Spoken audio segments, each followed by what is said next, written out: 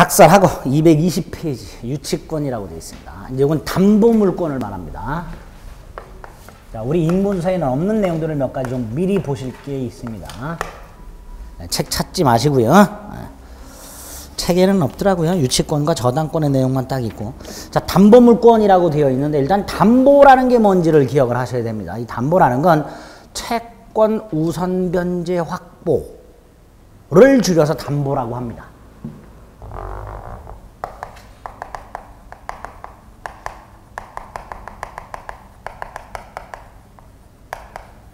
이게 담보제도예요. 왜 채권 우선 변제 확보가 필요한지 생각을 해봅니다. 우리 지난 시간에 물권과 채권을 비교하면서 채권은 평등하다 그랬어요. 그렇죠? 내가 돈을 먼저 빌려줬다 해서 먼저 받는 거 아니고요. 많이 빌려줬다 해서 먼저 받는 거 아니라 그랬습니다. 채권은 평등해요. 채권이라는 건 특징이 채권이 언제 성립했느냐와 상관없이 채권자들은 평등하고요. 평등주의라는 얘기고요. 따라서 채권자 중에는 먼저 받는 사람이 장땡이에요. 어떤 채권자든 먼저 받는 사람이 장땡이에요. 이걸 선이행주의라고 해요. 그래서 우리 드라마 같은 거 보면요. 사장님 댁에 부도가 나면 채권자들이 득달같이 달려가죠. 달려가서 제일 먼저 간 사람이 제일 좋은 거 주워 갖고 나오고요. 나중에 간 사람은 변기 같은 것만 주워 갖고 나오죠. 비데 이런 거 주워 갖고 나오잖아요. 먼저 한 사람이 우선한다는 거야. 이렇게 채권은 평등주의가 있고 먼저 이행받은 사람이 장땡이기 때문에 당연히 채권자들 중에는 내가 먼저 받을 수 있는 방법이 없을까? 이거 생각하는 사람이 당연히 있겠죠. 그걸 담보라고 하는 거예요. 이 담보가 수단이 사람을 통해서 우선 변제를 확보하는 수단이 있고요. 물건을 통해서 우선 변제를 확보하는 수단이 있습니다. 그걸 각각 인적 담보, 물적 담보라고 합니다. 그 인적 담보가 우리가 많이 봤던 보증제도예요. 인보증제도. 채권자와 채무자가 있는데 채권자가 보증을 요구해.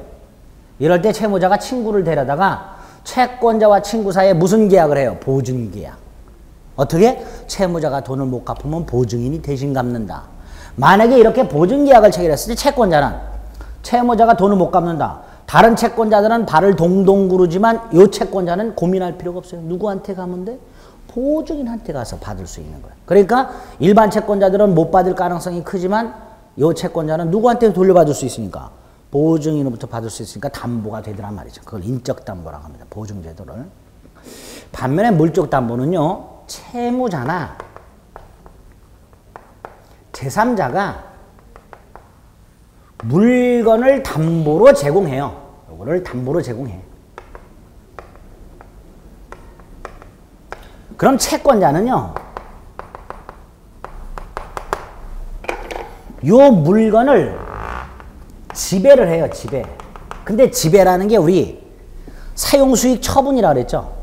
그 중에서 사용수익은 안 하고요.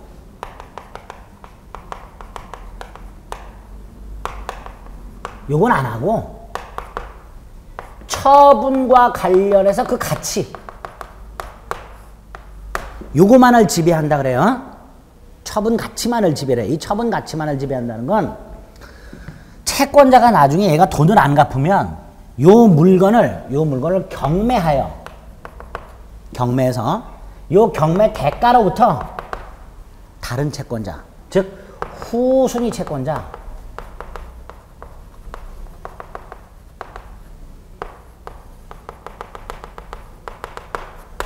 요런 기능이 물적 담보의 기능이에요. 채무자나 제3자가 담보로 제공한 물건을 채권자가 사용수익을 하지 아니한 채 지배를 하고 있다가 즉 그 교환 가치만을 지배한다는 의미인데 그러고 있다가 변제가 없으면 목적물을 경매를 넣어서 경매 대가로부터 우선 변제를 받는 이런 걸 물적 담보라고 합니다. 그럼 당연히 채권자는 채무자가 변제할 때까지 물건을 뭐 하고 있다가 지배하고 있다가 그 물건을 뭐를 넣어서 경매를 넣어서 그 물건으로부터 뭐를 받을 수 있는 우선 변제를 받을 권리가 생기겠죠. 채권 말고 이런 권리가 하나 더 생기죠. 이 권리를 담보물권이라고 하잖아요. 이 권리를. 왜? 물건에 대한 권리란 말이에요. 물건에 대한. 채무자나 제3자가 정한 물건에 대한 권리인데 사용수익을 목적으로 하는 게 아니라 채권 우선 변제를 목적으로 하니까 무슨 물권으로? 담보물권이다. 이렇게 부르게 되는 거예요. 그렇죠? 이렇게. 담보라는 게 이런 거다. 인적 담보와 물적 담보가 있다. 자, 이때 물적 담보 수단이 담보물권인데 이 담보물권이 두 가지가 있어요. 전형 담보물권과 비전형 담보물권. 비전형 담보물권을 변칙 담보물권이라고 합니다. 전형 담보물권이란 민법에 있는 놈들을 말해요. 민법. 세 가지가 있습니다. 유치권, 질권, 저당권.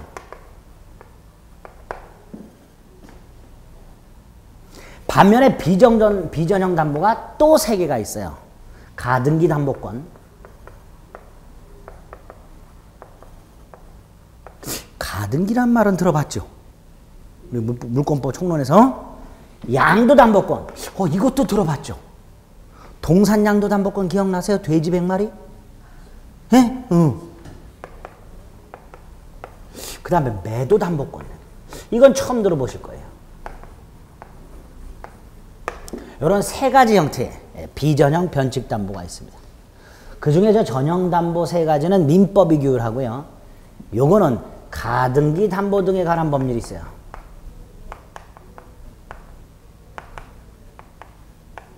우리 시험법이 있습니다. 민사특별법 5개가 있는데 그 중에 하나가 가등기 담보 등에 관한 법률이에요.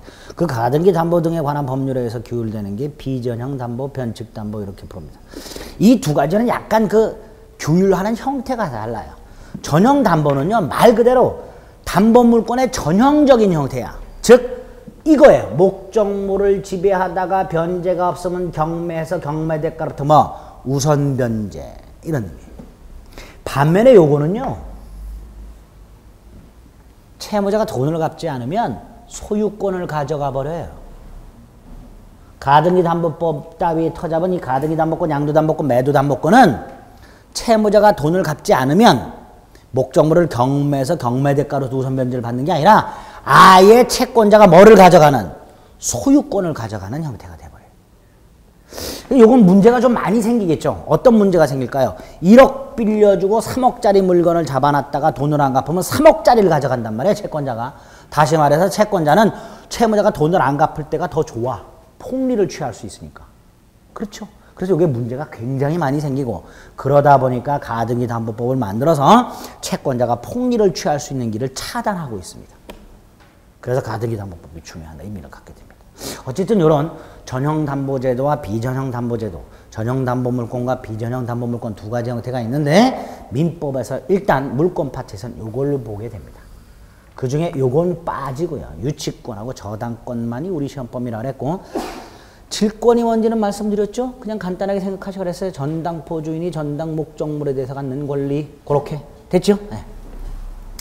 자, 일단 이렇게 담보제도를 일단 먼저 기본 틀을 잡고요. 두 번째로 기억하실 게 담보물권의 통유성이라는 개념이에요.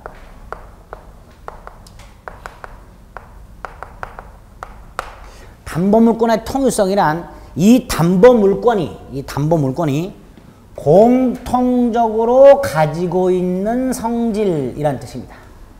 담보물권이 공통적으로 가지고 있는 성질, 이걸 담보물권의 통유성 이렇게 부르는데, 이 담보물권의 통유성을 보기 전에 먼저 머릿속으로 전제를 깔아야 될 게, 담보물권자들은 담보물권만 갖고 있는 게 아니라 반드시 뭐도 갖고 있어요? 채권도 갖고 있어요. 자, 갑이요, 아파트가 있어요.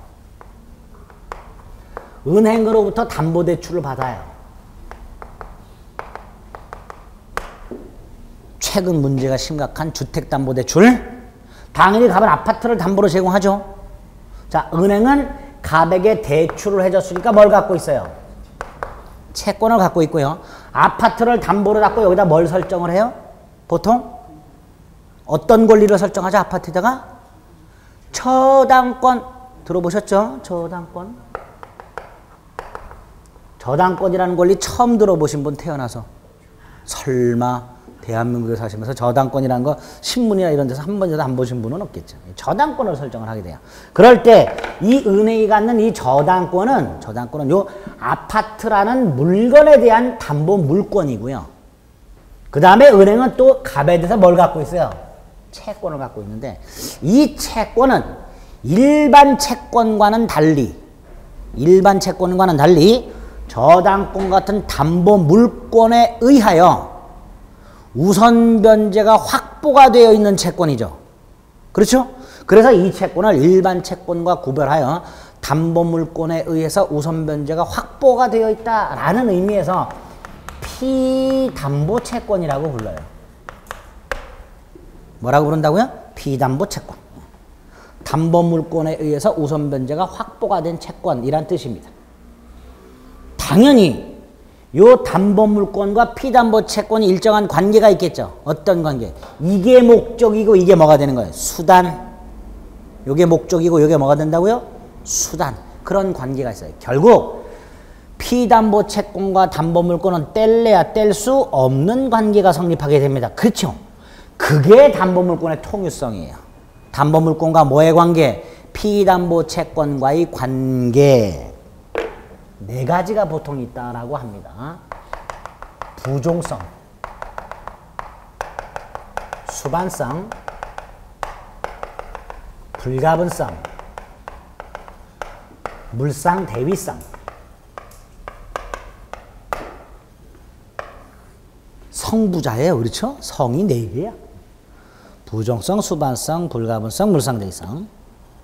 이 중에 부종성, 수반성을 합쳐서 부수성이라고도 합니다. 그래서 수반성은 부종성의 특별한 예다 뭐 이렇게도 얘기합니다. 그래서 부종성, 수반성을 합쳐서 부수성이라고 하는데 개념을 좀 생각을 해봅니다. 부종성은 이런 뜻이에요. 피담보 채권이 존재해야만 담보 물권도 존재하는 성질. 이게 부종성입니다. 따라서 피담보 채권이 존재하지 않으면 담보 물권도 성립할 수가 없겠죠. 나아가 이 상태에서 갑이 돈을 갚아. 그럼 뭐가 소멸해요? 채권이 소멸하죠. 채권이 소멸하니까 뭐도 소멸해요? 저당권도 소멸하죠. 이걸 이렇게 말합니다. 피담보 채권이 소멸함으로써 담보 물권은 부종성에 의해 소멸한다. 이런 말을 하게 돼요. 네? 피담보 채권이 존재해야만 담보 물권도 존재하는 성질. 따라서 피담보 채권이 소멸하면 담보 물권도 소멸. 그게 부종성입니다. 됐죠? 다만 나중에 보면요. 부종성의 예외가 하나 나와요. 부종성의 예외. 부종성의 완화라고도 하는데요. 지금 부종성이라는 게 구체적으로 피담보 채권이 소멸하면 담보 물권도 소멸한다 그랬죠? 그럼 예외라는 건 뭘까요? 피담보 채권이 소멸했음에도 불구하고 담보 물권이 소멸하지 않는 경우를 말하겠죠. 그게 있어요. 근저당권이라고. 1년 내내 여러분들을 괴롭히는 권리입니다. 근저당권. 저당권도 어려운데 근저당권 만만치 않습니다. 굉장히 친숙한 권리임에도 불구하고 무지하게 어렵습니다. 어쨌든 부종성이라는 건 피담보 채권이 존재해야만 담보 물권도 존재한다. 따라서 피담보 채권이 소멸하면 담보 물권도 소멸한다. 그런데 예외가 있다. 피담보 채권이 소멸했음에도 불구하고 담보 물권이 소멸하지 않는 경우 근저당권. 이게 이제 나중에 하나 나옵니다.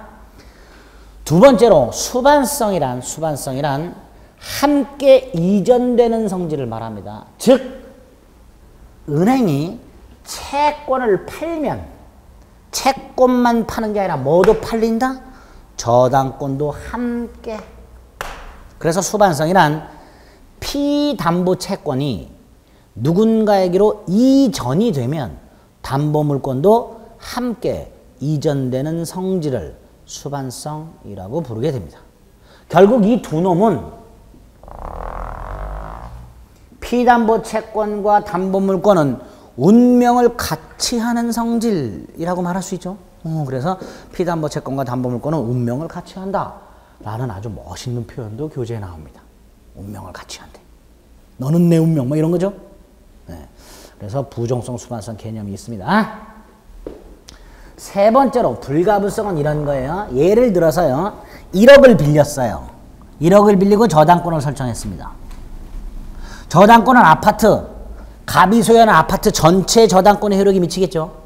101호 전체에 아마 저당권의 효력이 미칠 거예요. 그런데 갑이 9천만 원을 갚아요. 그럼 100만 원 남았죠. 그럼 이 저당권의 효력이 갑이 소유하는 아파트 10분의 1의 범위로 저당권의 효력이 줄어드느냐, 즉 주방에만 저당권의 효력이 미치느냐? 아니에요. 설령 9천만 원을 갖고 9,900만 원을 갖고 100만 원만 남아있다 하더라도 나중에 갑이 그 100만 원을 끝끝내 갚지 않으면 은행은 이 아파트 전체를 뭐 할 수 있다? 경매를 넣을 수가 있어요. 즉 피담보 채권이 일부 소멸했다 하더라도 담보물권은 그 소멸한 만큼 감축되지 않고 여전히 목적물 전체 효력이 미치는 성질, 그걸 뭐라 한다? 불가분성 이렇게 불러요. 당연히 그래야 되겠죠. 당연히 그래야 될 거예요. 그래서 피담보 채권이 일부 소멸하더라도 담보물권은 목적물 전체 효력이 미치는 성질을 불가분성이라고 부릅니다. 요것도 이제 예외가 있는데 그건 너무 어려우니까 지금 안 보고 어쨌든 불가분성이라는 성질이 있다. 마지막으로 물상대위성. 요게 시험 문제 좀 나옵니다. 나중에. 예를 들어서요. 갑소유 토지가 있어요. 여기에 은행이 대출을 해줬어요. 그리고 토지에다가 저당권을 설정했어요. 토지담보대출. 이 상태에서 갑이 돈을 갚지 않으면 은행은 나중에 저당권을 실행해서, 즉 토지를 경매에 넣어서 자신의 채권을 회수할 생각을 하겠죠. 그런데 이 상태에서요. 토지가 수용이 되어버려요. 예컨대 댐이 건설이 돼요. 그러면 수몰이 돼. 수몰이 되니까 토지를 수용하고 보상받겠죠. 이 땅은 이제 댐을 건설한 수자원공사 소유로 들어가게 돼버릴 거예요. 그렇죠? 근데 이렇게 수용이 되어버리면 갑은 토지 소유권을 상실하겠죠. 예를 들어서 댐을 설치해가지고 물에 잠겨버렸다라고 한번 생각을 해보세요. 땅이. 당연히 토지 소유권은 완전히 사라졌죠. 그럼 뭐도 사라져요? 저당권도 사라져요. 왜? 저당권의 목적물이 사라졌으니까. 이 저당권의 목적물도 뭐였는데? 토지였는데 토지가 물 밑으로 잠겨버렸어요. 이거 어디다 써먹어? 못 써먹어요. 그러니까 저당권도 소멸합니다. 은행 억울하죠? 이럴 때 이 저당권은 갑이 받게 되는 보상금. 여기 있죠? 이 보상금에 대해서 저당권을 실행할 수 있다 라고 되어 있어요. 민법에는. 이걸 이렇게 말합니다. 저당권과 같은 담보물권의 목적물이 멸실되거나 훼손되거나 공용징수, 그렇죠? 되고 and 그 목적물의 변형물, 요거죠. 원래는 보상금 반환 채권인데 그건 이제 깊이는 생각하지 말고 그냥 보상금이라고 생각하세요. 원칙은 보상금 반환 청구권입니다. 이제 보상금이라고 그냥 생각하세요. 이 보상금은 저당권 같은 담보 목적물의 가치 변형물, 이렇게 저당 목적물이 멸실, 훼손, 공용징수되고 and 그 가치 변형물이 남게 되는 경우 담보물권은 소멸하지 아니한 채 그 가치 변형 물 위에 대신 위치하는 성질. 그래서 물상대위 이렇게 되는 거예요. 예? 물상대위가 줄임말이에요. 뭐의 줄임말? 담보 목적물이 가치 변형 물 위에 대신 위치하는 성질. 이게 물상대위. 어렵지 않죠? 물상대위라고 해요. 이렇게 네 가지 담보물권의 통유성이 있습니다. 특히 물상대위성은 정확하게 기억을 해두셔야 됩니다. 담보목적물이 멸실, 훼손, 공용징수, 퇴고, 보상금과 같은 화재보험금과 같은 가치 변형물이 남게 된 경우 그 가치 변형물 위에 저당권의 효력 등 담보물권의 효력이 그대로 미치는 성질, 이렇게 기억을 해주시면 됩니다. 이건 물상대위성이다. 됐죠? 자, 이렇게 담보물권의 통유성의 네 가지 성질을 살펴봤습니다. 그리고 이제 담보물권의 효력이라는 게 나중에 나오게 되는데 그 담보물권의 효력은 나중에 기본서가 나오면 그때 정리하겠습니다. 일단 오늘은 입문서에는 없지만 담보의 뜻, 그 다음에 담보제도가 두 개가 있다. 인적, 물적. 그 중에 물적 담보서단이 담보물권이고 담보물권이 두 가지 유형이 있다. 전형, 비전형. 각각 세 가지씩 있다. 그 중에 비전형 담보물권은 나중에 채권자가 소유권을 가져가는 형태다. 그래서 폭리 취할 가능성이 있어서 가등기 담보 등에 관한 법률 따위가 마련이 되어 있다. 여기까지.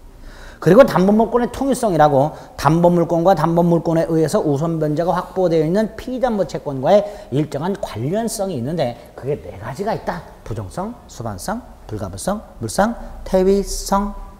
네? 여기까지 딱 머릿속에 넣어줍니다. 간단하죠? 간단합니다.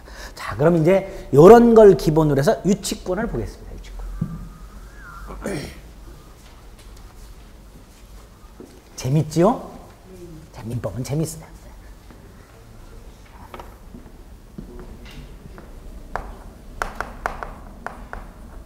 유치권. 유치권. 일단 뜻이 뭔지를 좀 파악하시는 게 기본이고요. 유치권의 특징이 나옵니다. 특징. 유치권의 취득, 당연히 법률 행위에 의한 취득과 법률 규정에 의한 취득이 있을 수 있죠. 그런데 유치권은 법률 행위에 의한 취득은 없습니다. 뭐만 있어요? 법률 규정에 의한 취득만 있습니다. 즉 법에서 정해놓은 일정한 요건만 갖추게 되면 유치권을 당연히 취득해. 그래서 유치권은 취득이라는 표현보다는 유치권 성립요건이라는 게 목차로 나와요.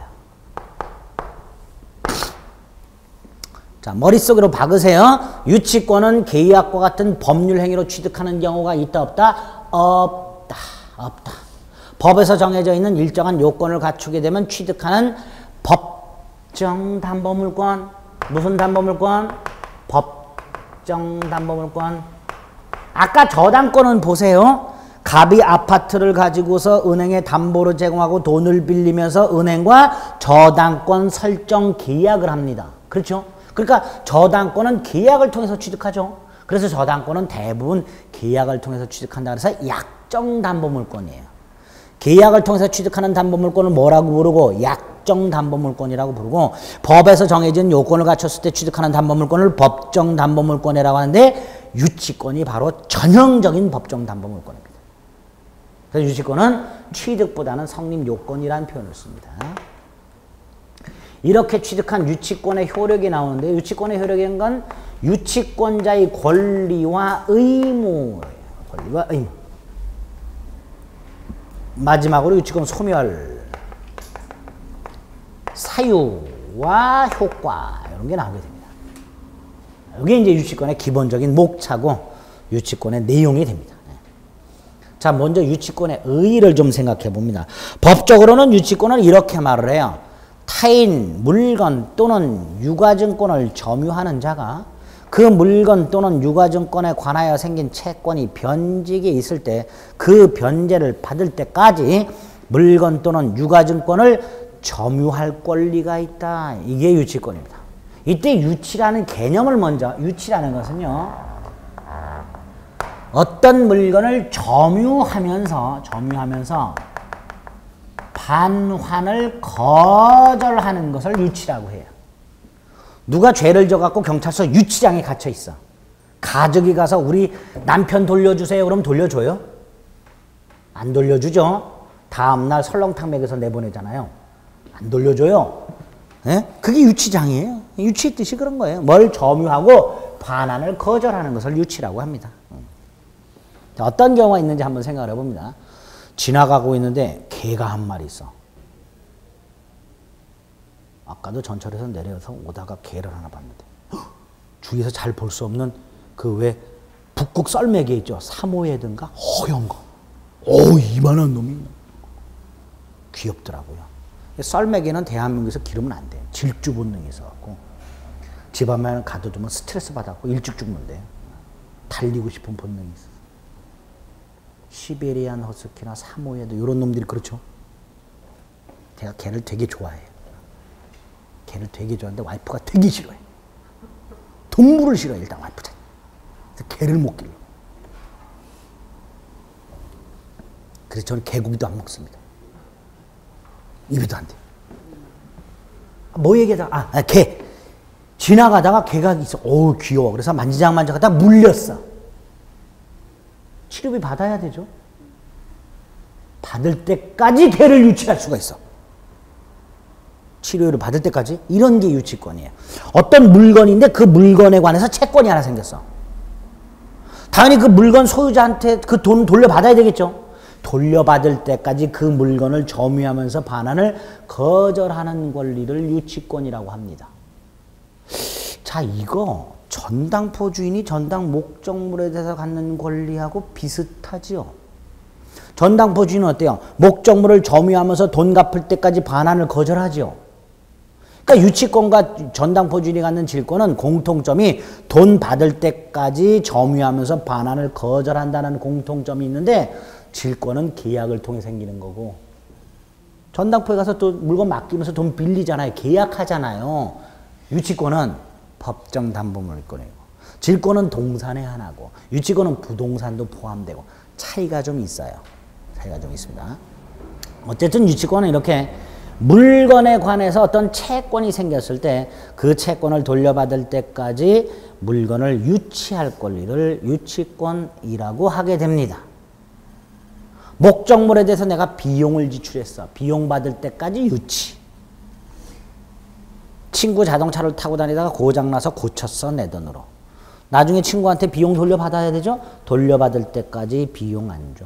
자동차 수리업자가 자동차를 수리해서 수리비 줄 때까지 못 돌려줘. 세탁물을 맡겼습니다. 세탁비를 줄 때까지는 세탁물 안 돌려주죠. 이런 게 다 뭐예요? 다 유치권이 됩니다.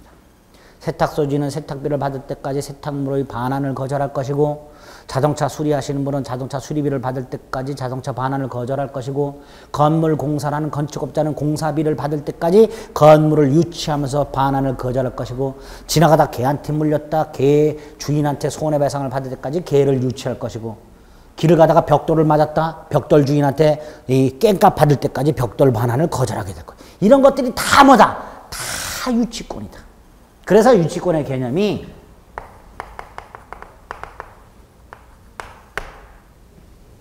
유가증권까지를 포함하는데 유가증권은 우리 생각하지 말고요. 물건만 생각해요.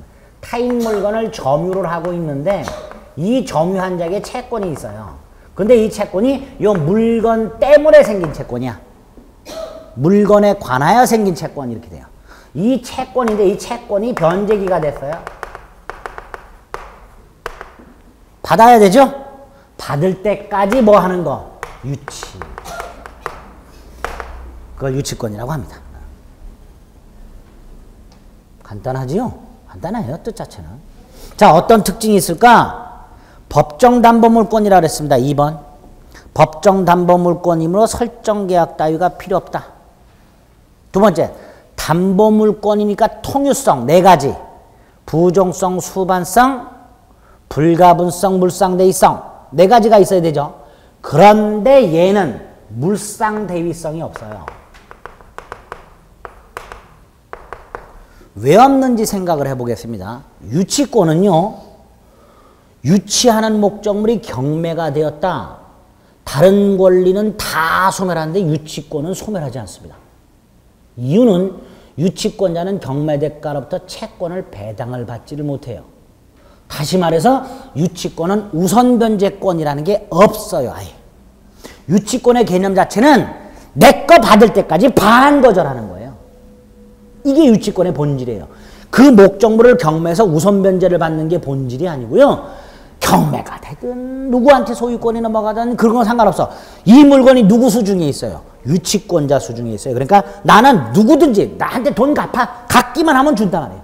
그러니까 내 채권을 받을 때까지 반환을 거절하는 것을 본질로 하기 때문에 유치권은 우선 변제권이라는 게 없어요. 담보물권 중에 유일합니다. 우선 변제권이. 우선 변제권이 없다라는 건 경매대가로부터 배당을 받을 수 없다는 거예요. 기본적으로. 근데 아까 물상 대위를 생각을 해봅니다. 갑소유 토지의 저당권을 갖고 있었는데 갑소유 토지가 수용이 됐다. 저당권을 소멸하지 아니한 채 보상금에 대해서 물상대위 할 수 있다 그랬죠. 그 물상대위를 하게 하는 이유는 그 보상금에 대해서 저당권자의 물상대위를 인정하지 않으면 이 보상금을 저당권자는 다른 채권자하고 평등하게 나눠 가져야 되는 거예요. 이 저당권자가 열이 받는 거예요. 그래서 물상대위를 인정해주는 이유는 물상대위를 인정해주는 이유는 그 수용보상금에 대해서도 이 수용보상금을 마치 경매대가로 보고 그 수용보상금으로부터 저당권자가 일반 채권자보다 우선 변제를 받을 수 있도록 하기 위해서 그 보상금의 저당권 효력이 그대로 미치는 걸로 만들어 놓은 게 물상대위예요. 결국 물상대위란 우선 변제를 받을 수 있는 담보 물권에만 있는 성질입니다. 근데 유치권은 우선 변제 효력이 없으니까 당연히 뭐도 없다. 물상대위성도 없다 그래요. 됐죠? 두 번째로 나중에 볼 건데요. 물권에는 추구표라는 게 있어요. 추구표. 물권에는 뭐가 있다고요? 추구표. 추구표라는 건 쫓아간다는 거예요. 무슨 뜻이냐면 예컨대 소유권을 생각을 해보겠습니다. 이 소유권, 내가 책을 소유하고 있는데 이 책이 누구 수중에 있든지 간에 그렇죠? 누구 수중에 있든지 간에 내 소유죠. 그러니까 이 책이 누구 수중에 있든지 간에 나는 소유권을 상실하지 아니한 채 그 사람한테 가서 내 책 돌려달라라고 할 수 있죠. 그걸 추구표라고 해요. 목적물이 물권의 객체가 어디에 있든지 누구 수중에 있든지 간에 물권의 효력이 미치는 성질. 그래서 내 물건을 누가 가지고 있든 내 물건이 어디에 있든 나는 소유권을 상실하지 아니한 채 결국은 그곳에 가서 그 사람한테 내 물건 돌려줘 라고 말을 할 수 있게 됩니다. 그걸 추구표라고 해요. 이때 추구표에 터잡아, 즉 목적물이 어디에 있건 누구 수중에 있건 나의 물권의 효력이 미치니까 좀 전에 어디든지 누구한테든지 가서 돌려달라고 할 수 있다 그랬죠. 자, 물건을 돌려달라는 게 우리가 물권적 청구권 그랬습니다. 이 추구표에 의해서 물권적 청구권이라는 게 생겨요. 그런데 유치권을 생각해 보겠습니다. 유치권은요, 개념 자체가 타인 물건을 뭐 하면서, 점유하면서 뭘 거절하는 거예요? 반환을 거절하는 거예요. 다시 말해서 유치권은요, 목적물이 반드시 유치권자 수중에 있어야 돼요. 타인 수중에 넘어가는 순간 유치권은 어떻게 된다? 소멸한다. 그러면 유치권에는 무슨 효가 없다? 추구표라는 게 없다. 추구표라는 게 물건이 타인 수중에 있다 하더라도 여전히 물권의 효력이 미치는 성질을 말하는데 유치권은 유치권자 수중에 물건이 있어야만 돼. 개념 자체가 물건을 점유하고 이렇게 시작을 해요. 유치권은. 그렇죠? 그러니까 유치권은 추구표라는 게 있다 없다? 없기 때문에 뭐도 없다. 물권적 청구권이 없다. 자, 물권적 청구권 인정 안 된다는 건 우리가 물권 총론에서 봤지요? 그래서 유치권의 특징은 법정 담보 물권이라는 특징 하나 하고요. 이 네 가지가 없어요. 네 가지가. 외웁니다. 우, 물, 추, 물. 네 가지가 없어요. 우, 물, 추, 물. 네 가지가 없습니다. 우리 교재에는 우물물이 없다 이렇게 되어 있는데 하나 더 쓰세요. 우물, 추물. 네 가지가 없어요. 네 가지. 유치권의 특징입니다. 머리 박으셔야 돼요. 처음부터 쐐기를 박는 거예요. 자, 유치권의 특징. 법정 담보 물권이다. 2번, 3번 물상대위가 인정 안 된다. 그 다음에 1번 우물물이 없다. 좀 전에 우물추물, 우선변제권, 물상대위, 추구표, 물권적 청구권 네 가지가 인정되지 않습니다. 그래서 특징 1, 2, 3을 머릿속에 담습니다. 유치권의 의용화 특징. 됐죠? 됐습니다. 특징. 세 번째로 유치권의 성립 요건이 있습니다. 이 성립 요건이 5가지입니다. 첫째, 타인 물건일 것. 왜 그럴까요? 내 물건을 내가 반환을 거절한다는 건 있을 수가 없죠. 내 물건을 나한테 반환 거절해 또라이가 아닌 한 있을 수가 없는 거예요. 그러니까 유치권의 목적물은 반드시 타인 물건 이렇게 됩니다. 첫 번째 요건입니다. 두 번째로 유치권자는 채권을 갖고 있죠. 그 채권이 조문에 보면 물건에 관하여 생긴 채권,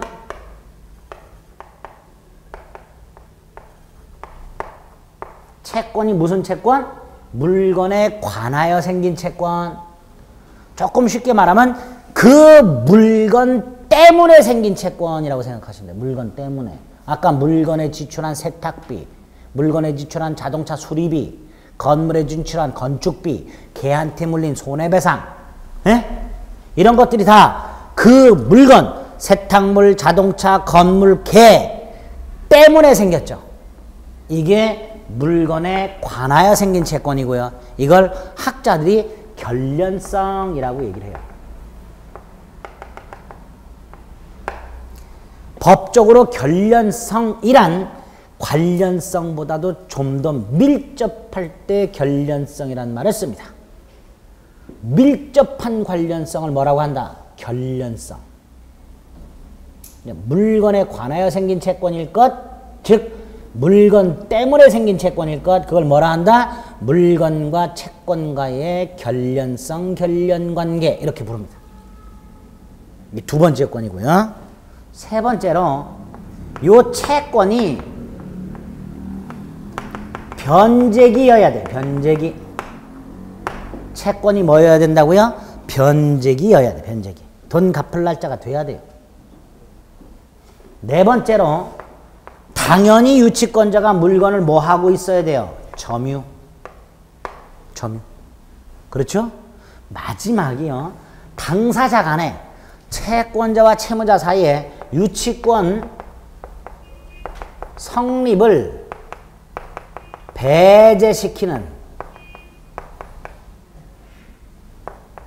특약 이 없어야 됩니다. 유치권 성립을 배제시키는 특약이 없어야 된다. 이 5가지 요건이 있어야 유치권이 성립합니다. 자동차 수리를 가지고 예를 들겠습니다. 갑의 자동차가 고장이 났어요. 을 수리업자한테 맡겼습니다. 을 자동차라는 타인 물건에 대하여 수리를 함으로써 뭐가 생겼어요? 수리비 채권이 생겼어요. 그 채권 받을 때가 됐죠? 그리고 수리업자가 자동차를 뭐 하고 있어요? 점유하고 있어요. 그러니까 수리비를 받을 때까지 뭐 할 수 있다? 유치할 수 있다. 그런데 자동차 수리를 맡길 때 단골이야. 이분이 단골이야. 그래서 자동차 수리를 맡기는 분이 수리업자한테 차는 오늘 찾아가고 수리비는 일주일 있다 주겠다 그랬어요. 그랬더니 오케이 합니다. 그러면 수리비는 일주일 있다 주기로 했으니까 채권이 아직 변제기가 도래하지 않은 거죠. 그럼 오늘 저녁 때 차를 찾으러 왔어. 당연히 수리업자는 차를 내줘야 되죠. 무슨 약정을 했어? 이걸 한 거예요. 그쵸? 수리비를 받지 않고 자동차는 내주기로 약속을 했잖아요. 수리비는 일주일 뒤에 받기로 하고. 그게 뭐야? 당사자 사이에 유치권 성립을 배제하는 특약을 해버린 거예요. 그럼 유치권은 성립한다 안 한다? 안 한다 이러네. 당사자 간에 유치권 성립을 배제시키는 특약이 없어야만 성립한다라는 게 마지막 요건으로 나오게 됩니다. 이렇게 5가지 요건을 갖췄을 때 유치권이 성립한다. 자세한 내용은 나중에 기본서 나오면 보고요. 일단 요 5가지 요건을 머릿속에 꽉 기본 틀을 잡아두셔야 돼요. 자, 이것도 제가 늘 말씀드리지만 수험생분들께서 시험 보러 가실 때까지 곤조를 부리는 영역입니다. 무슨 곤조? 안 외워. 안 외워. 난 안 외워. 난 안 외워. 유치권 뭐 나오면 틀리지 뭐. 왜? 한 문제 나오거든요. 예, 최근에 2문제씩 나옵니다. 유치권 내용도 간단하고 크게 어려운 권리가 아니니까 무조건 맞으셔야 되는데 그러기 위해서는 5개 외우자. 타인 물건일 것, 물건과 채권 사이에 결련 관계가 있을 것, 채권이 변제기 있을 것, 유치권자가 목적물을 점유할 것, 유치권 성립을 배제시키는 특약이 없을 것. 그리고 나중에 이제 기본서가 나오게 되면 여기에 각각 관련되는 대법원 판례들이 나옵니다. 그거를 이해해 주시면 돼요. 아시겠죠? 일단 요건 크게 5가지를 머릿속에 담습니다. 우리 입문서에 뭐 잔뜩 나오는데 어려운 내용들이 판례 같은 것들이고 볼 필요 없습니다. 지금은. 자, 이렇게 유치권이 성립했습니다. 자, 유치권의 효력이 나옵니다. 자, 유치권의 효력. 유치권자의 권리와 의무. 이게 유치권의 효력이에요. 유치권자의 권리. 자, 유치권을 갖고 있는 사람은 어떤 권리가 있을까? 일단 가장 기본적으로 유치할 권리. 이게 핵심이죠. 유치할 권리라는 게 뭐예요? 돈 받을 때까지 점유 및 반환을 거절할 권리. 근데 이거 채권이에요, 물권이에요, 이거? 이 유치할 권리 채권이에요, 물권이에요? 에? 물권이죠.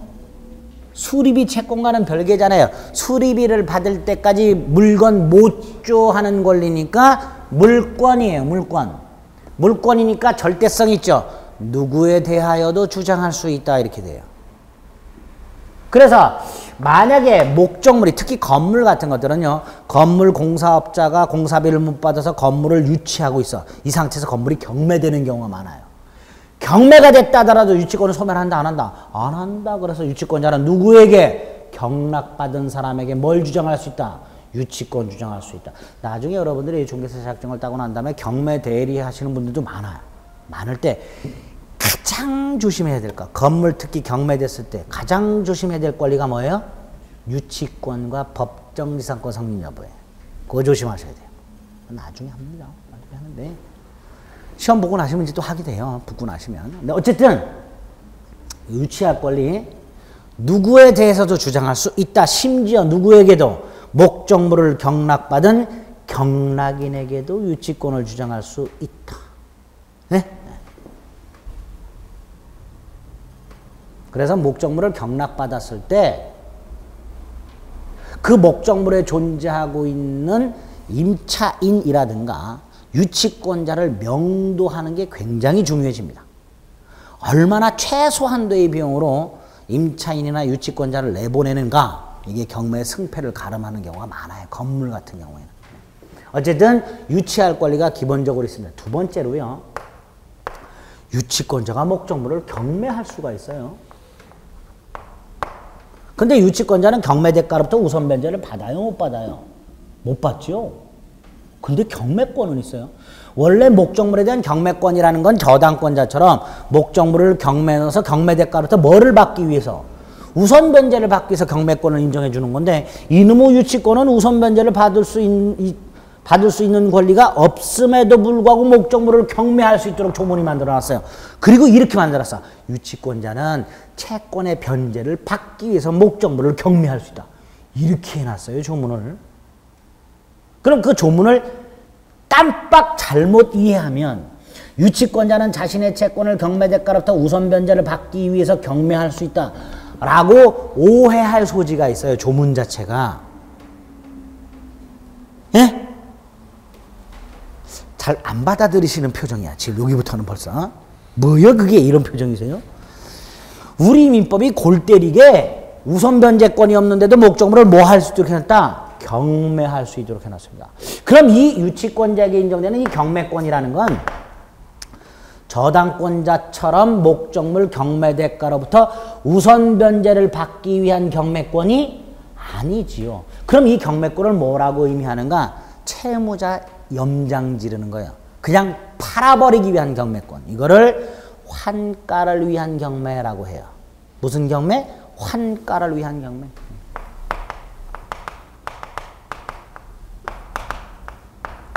채권을 우선 변제 받기 위해서 경매하는 게 아니라 즉 우선 변제를 위한 경매가 아닌 환가를 위한 경매권이 있습니다. 채무자 염장 지르는 거죠. 그렇죠? 너 돈 안 갚어? 안 갚으면 확 경매해버려. 뭐 이렇게. 종종 협박수단으로 쓰입니다. 나가 이게 제일 웃겨.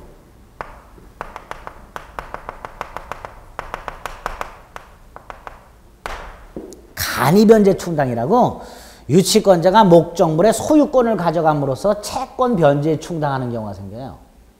예컨대 자동차 수리업자가 자동차를 수리를 못 받았어요. 수리비를.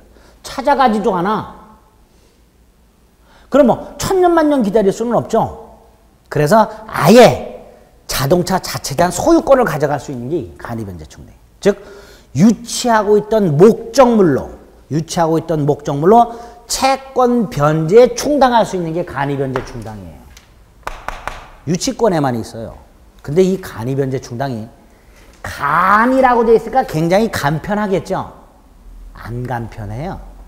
이렇게 되어 있어요. 정당한 이유가 있어야 돼. 일단 예컨대 목적물을 경매해봐야 경매 비용이 더 들어가는 경우, 세탁물 같은 거 한번 생각해 보세요. 세탁비를 못 받았어요. 승진한다고 경매를 해? 경매 법원 그냥 가라 그래요. 티셔츠 몇 개 경매 넣어봐야 그렇죠.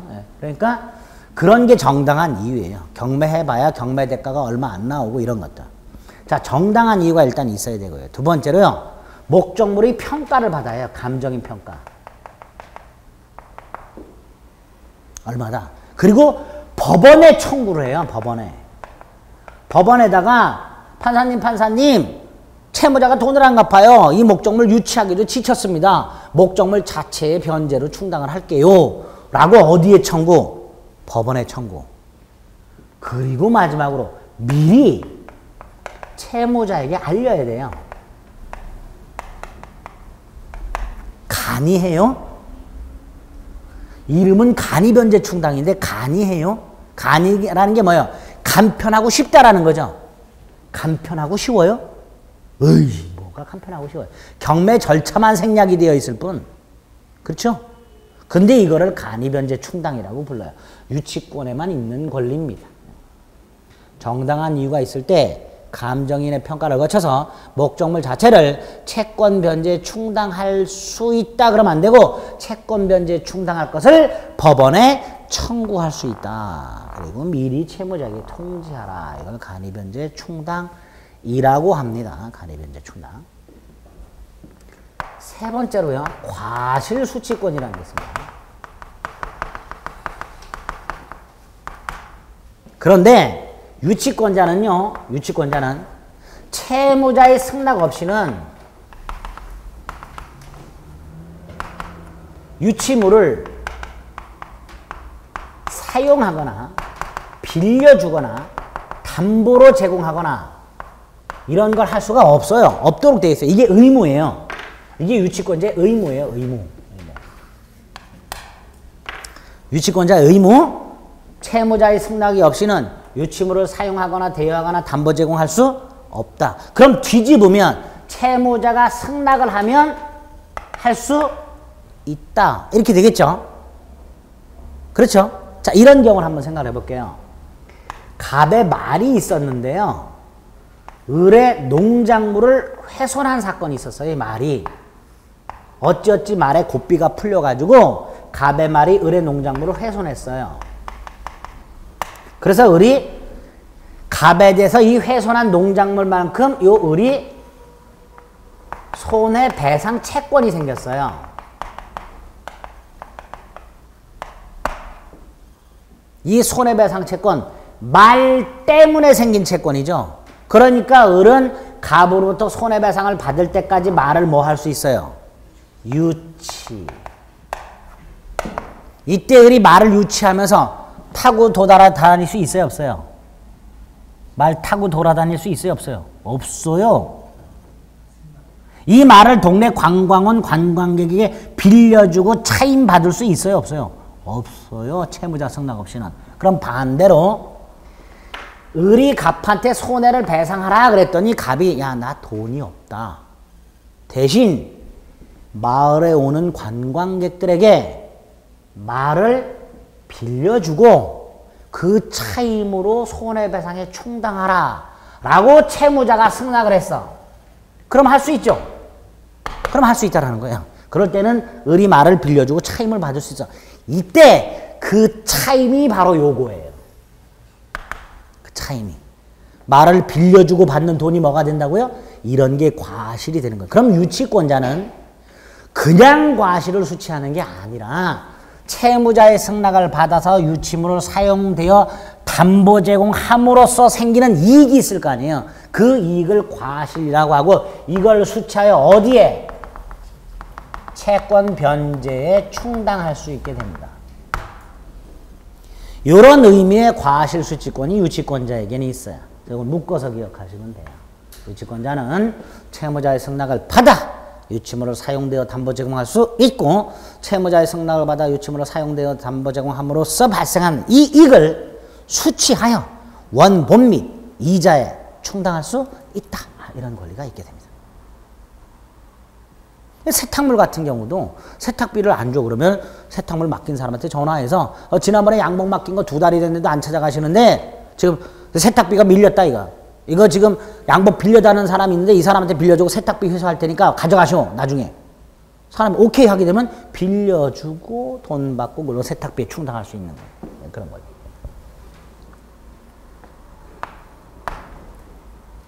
자, 말 보세요. 우리 말을 유치해요. 굶기면 돼요, 안 돼요? 안 되지요. 먹여야 되지요. 비용이 추가적으로 들어갔네. 농작물 만칭 비용이 100만 원이에요. 그런데 을이 말을 한 달간 유치함으로써 사료값이 또 100만 원이 들어갔어. 비용이죠. 한 달 뒤에 갑이 와갖고 100만 원만 줘. 그럼 을은 뭐라 그래? 왜 이것만 주냐? 사료값 100만 원 내놔야지. 할 수 있어요, 없어요? 있지. 비용 상환 청구권.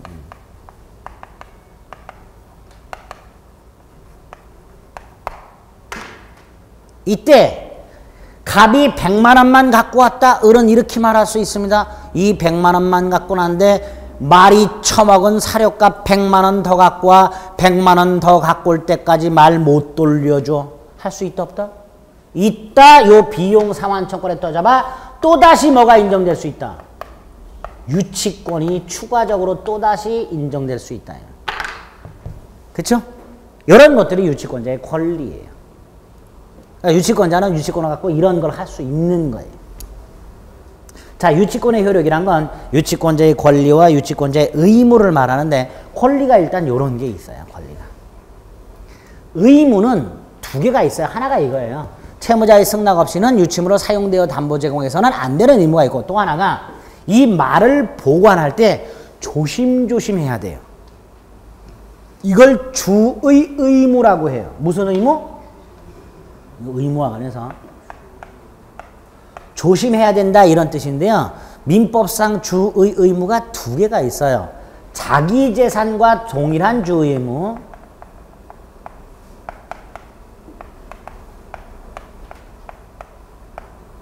또 하나가 선량한 관리자의 주의 의무.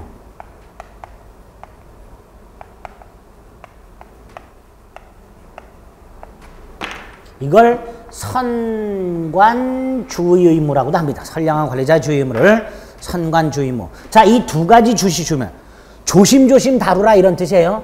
어떤 게 더 엄격할까요? 자기 재산을 조심조심 다루는 거하고 선량한 관리자로서 조심조심 다루는 거하고 어떤 게 더 조심조심 해야 될까요?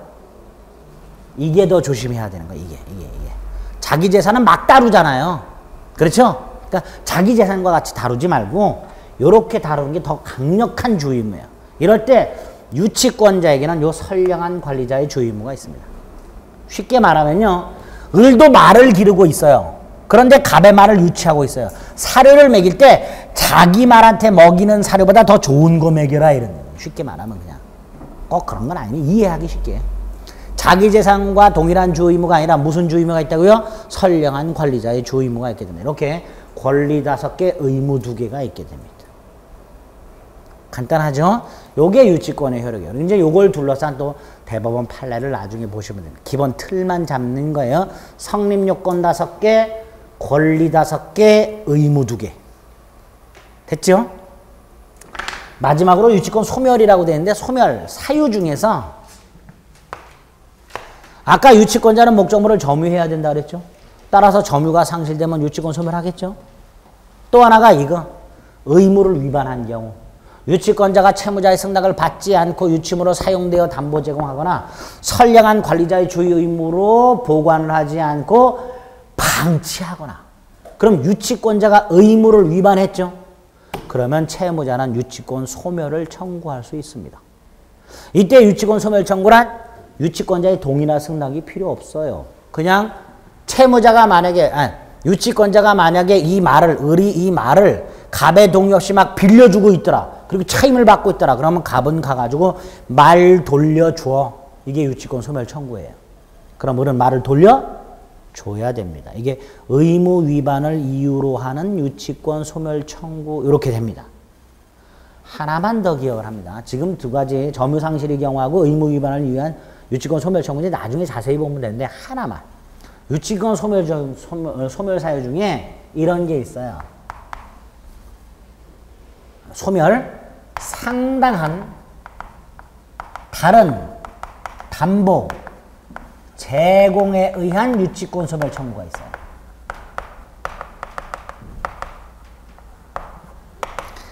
채무자가 유치권자가 점유하고 있는 목적물 있죠. 그 목적물 말고 다른 담보를 제공하고 말을 돌려달라라고 할 수가 있어요.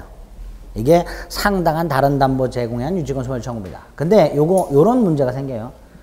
갑이라는 사람이 을이 지금 말을 유치하고 있죠. 다른 담보를 가져왔어요. 야, 이거 네가 유치하고 말 돌려줘 이렇게. 근데 가져온 게 닭이야. 뭘 가져왔다고요? 갑이?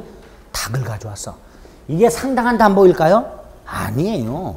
얘가 받아야 될 돈이 100만 원이야. 그럼 최소한 갑이 가져온 다른 담보가 어느 정도 가치는 있어야 돼요. 100만 원 정도의 가치는 있어야 되죠. 닭을 가져왔어. 닭을 가져와서 덜렁 던져주면서 이게 담보래. 당연히 유치권자 을은 뭐 할까요? 노 하겠죠. 그래서 요 상당한 다른 담보 제공에 의한 유치권 소멸 청구는 누구의 승낙이 필요해요? 유치권자의 승낙이 필요해요. 그 제공되는 담보에 대해서는. 어쨌든 유치권에는 이렇게 상당한 다른 담보 제공에 의한 유치권 소멸 청구라는 특유한 소멸 사유가 하나 있게 됩니다. 이때 상당한 다른 담보 제공에 의한 유치권 소멸 청구는 누구의 승낙을 필요로 한다? 유치권자의 승낙을 필요로 한다. 왜? 요 담보가 상당한 가치가 없다면, 닭 같은 걸 가져왔다면 유치권자는 뭐 할 수 있어야 된다? 거절할 수 있어야 되기 때문에 유치권자의 승낙을 요한다. 이런 것들을 기본적으로 기억을 해두시면 됩니다. 됐죠? 유치권은 이렇게 간단해요. 의, 특징, 요건, 효력, 소멸. 목차도 가장 간단하고 내용도 가장 쉬워요. 크게 안 어렵죠? 다른 권리보다 훨씬 쉬우니까 요 정도 목차들은 여러분들이 머릿속에 틀을 잡아 두셔야 됩니다. 아시겠죠? 네, 이제 잠시 쉬었다가 마지막 저당권 좀 기본을 보겠습니다.